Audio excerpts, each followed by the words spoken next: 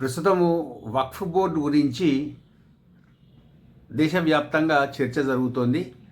Muslims దీన్ని తీవ్రంగా వ్యతిరేకిస్తున్నారు. ఈ బిల్లుని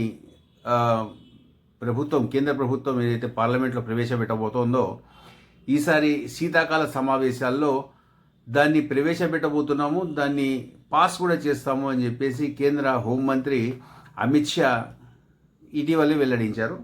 దాంతోపాటు ఇంకొక బిల్లును కూడా ఆయన పెడతామని చెప్పారు. అదేంటంటే మత మార్పిడి నిరోధక బిల్. అది ప్రస్తుతము ఇమీడియట్గా దాన్ని పాస్ చేయించి మహారాష్ట్రలో దాన్ని అప్లై చేస్తాము, క్రమక్రమంగా మొత్తం దేశమంతా దాన్ని వ్యాప్తి చెందేటట్టుగా చేస్తాము అని చెప్పేసి ఆయన చెప్పడం జరిగింది.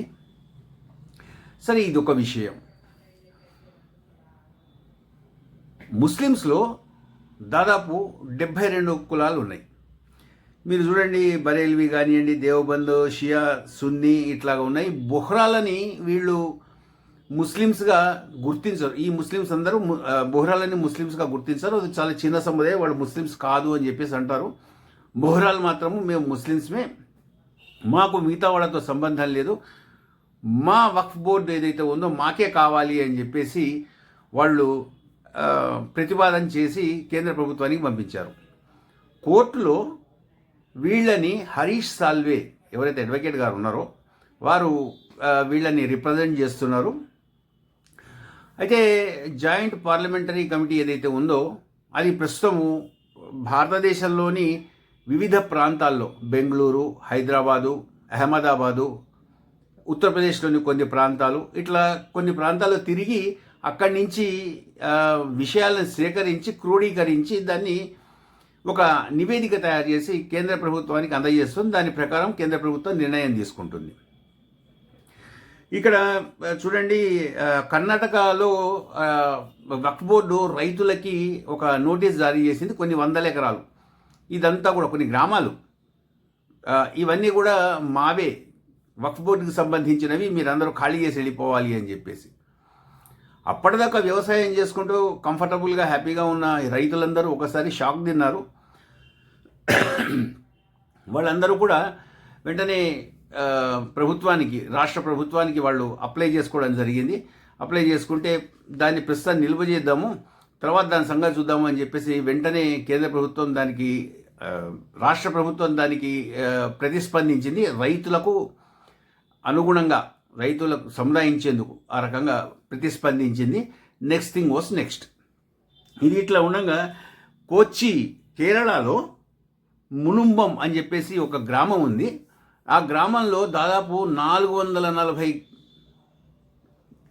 ఎకరాల ల్యాండ్ నాదే అని చెప్పేసి అబ్దుల్ సత్తార్ అని చెప్పేసి ఒక వ్యక్తికి, ఇది అప్పటి ట్రావెన్కోర్ మహారాజు 123 ఏళ్ల క్రితం ట్రావెన్కోర్ మహారాజు ఈయనకి ధారాదత్తం చేసినట్టు, ఈ ల్యాండ్ అంతా తమకే సంబంధించింది అని చెప్పేసి కేరళ వక్ఫ్ బోర్డు క్లెయిమ్ చేసింది అన్నమాట.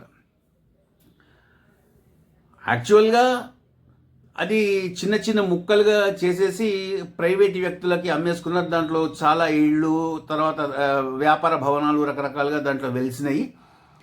ఇప్పుడు దాన్ని క్లెయిమ్ చేస్తోంది. అది ఏమవుతుంది, ఎట్లా అవుతుంది అన్నది తెలియదు. ఇవి జస్ట్ ఉదాహరణలుగా చెప్తున్నాను. ఇటువంటి చాలా మనకి భారతదేశంలో తిరుగుతుంటే మీకు యూపీలో కానివ్వండి, ఎక్కువగా మీకు కర్ణాటకలో కానివ్వండి, ఆంధ్రప్రదేశ్లో కానివ్వండి, మీకు మధ్యప్రదేశ్లో కానివ్వండి, చాలా ఇటువంటి ఇన్సిడెంట్స్ కనిపిస్తున్నాయి అన్నమాట. ఇది ఒక పార్ట్. ఇదైపోగా మీరు చూడండి, ఆల్ ఇండియా ఉలేమా బోర్డ్ ఏదైతే ఉందో మహారాష్ట్రలో ఇప్పుడు ఎన్నికలు జరగబోతున్నాయి. ఎంవీఏ ఉంది కదా, మహావికాస్ అగాడా ఏదైతే ఉందో దాని ముందర 17 డిమాండ్స్ పెట్టింది. ఈ 17 డిమాండ్స్ మీరు పూర్తి చేస్తారని మాట ఇవ్వండి, మొత్తం ముస్లిమ్స్ అందరూ మీకు ఓటేస్తారు అని చెప్పేసి వాళ్ళకి ప్రామిస్ కూడా చేసింది అనమాట. వాటిల్లో ఉదాహరణకి ఒక 3-4 చూస్తే, ఫస్ట్ వాళ్ళు చెప్పింది ఏంటంటే ఆర్ఎస్ఎస్ని బ్యాన్ చేయాలి అని, ముస్లిం యూత్కి పోలీస్ ఉద్యోగాలు వాళ్ళకందరికీ ఇవ్వాలి అని చెప్పేసి, కేంద్రం ప్రవేశపెట్టబోతున్న వక్ఫ్ బోర్డు ఏదైతే ఉందో, వక్ఫ్ బోర్డు వ్యతిరేక బిల్లు ఏదైతే ఉందో దాన్ని ఖండించాలి, దాన్ని వ్యతిరేకించాలి అని చెప్పేసి ఎంవీఏని కోరింది. మహారాష్ట్ర వక్ఫ్ బోర్డుకి 1000 కోట్ల రూపాయలు ఆర్థిక సహాయం చేయాలి అని చెప్పేసి ఒక ప్రతిపాదన చేసింది. ఇవన్నీ కాకుండా above all this one is most important. అది ఏంటంటే 1992లో టెర్రర్ బ్లాస్ట్ ఏదైతే అయిందో దాంట్లో ఎవరెవరైతే అరెస్ట్ అయ్యారో వాళ్ళందరినీ విడుదల చేయాలి, బేషరతుగా విడుదల చేయాలి అని చెప్పేసి అది ఒక ప్రతిపాదన ఎంవీఏ ముందర పెట్టడం జరిగింది.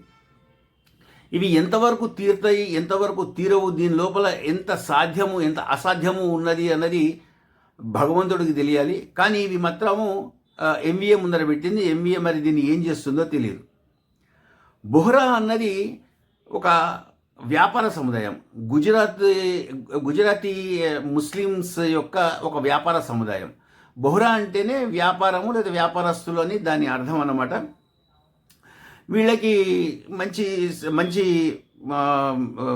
చరిత్ర ఉంది, దాదాపు 1400 సంవత్సరాల చరిత్ర ఉంది.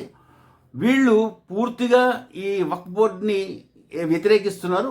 ఈ వక్ఫ్ బోర్డు ప్రకారం ఏవైతే రూల్స్ అండ్ రెగ్యులేషన్స్ ఉన్నాయో ఇవన్నీ కూడా తప్పు, ఇవి మేము వీటిని పాటించము, వీటి జోలికి రాము, వీటి వ్యవహారం మాకొద్దు, మాకు వేరే వక్ఫ్ బోర్డు కావాలి, మేము దాని ప్రకారమే ఉంటాము అని చెప్పేసి వాళ్ళు కేంద్ర ప్రభుత్వాన్ని సుప్రీంకోర్టుని కూడా వాళ్ళు అప్పీల్ చేశారు.